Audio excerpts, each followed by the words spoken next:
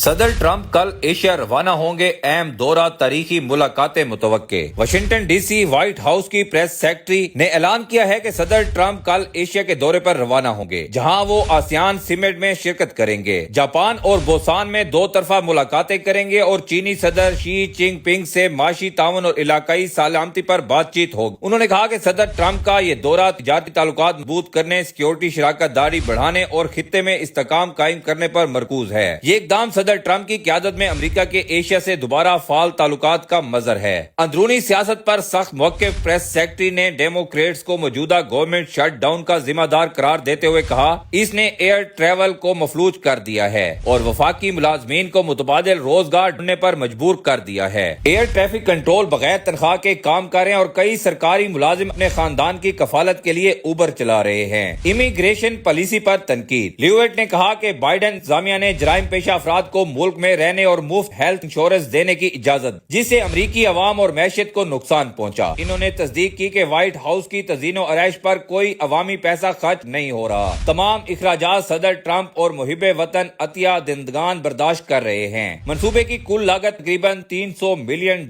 ہے۔ لیوٹ نے کہا کہ صدر ٹرمپ روس پر عائد پابندیوں پر قائم ہے، تاہم مستقبل میں ملاقات کے امکانات کو مسترد نہیں کیا جائے گا۔ صدر چاہتے ہیں کہ روس الفاظ نہیں بلکہ حقیقی اقدام اٹھائے۔ کسانوں کے لیے نیا اقتصادی منصوبہ۔ امریکی محکمہ زراعت نے صدر ٹرمپ کی ہدایات پر 3 نکاتی اقتصادی منصوبہ متعارف کروایا تاکہ کسانوں کو مالی مشکلات سے نکالا جا سکے۔ منشیات کے خلاف جنگ جاری۔ انہوں نے کہا کہ انتظامیہ منشیات فروشوں کے خلاف سخت کارروائیاں جاری رکھے ہوئے ہے، جو ہزاروں امریکیوں کی جانوں کے ضیاع کے ذمہ دار ہیں۔ کھیلوں میں جوئے کے الزامات۔ جب ایک صحافی نے پوچھا کہ صدر ٹرمپ خود بھی کھیلوں پر شرط لگاتے ہیں تو لیوٹ نے مسکراتے ہوئے جواب دیا، میں صدر کے ساتھ کافی عرصے سے ہوں، میں نے انہیں کبھی جوا کھیلتے ہوئے نہیں دیکھا۔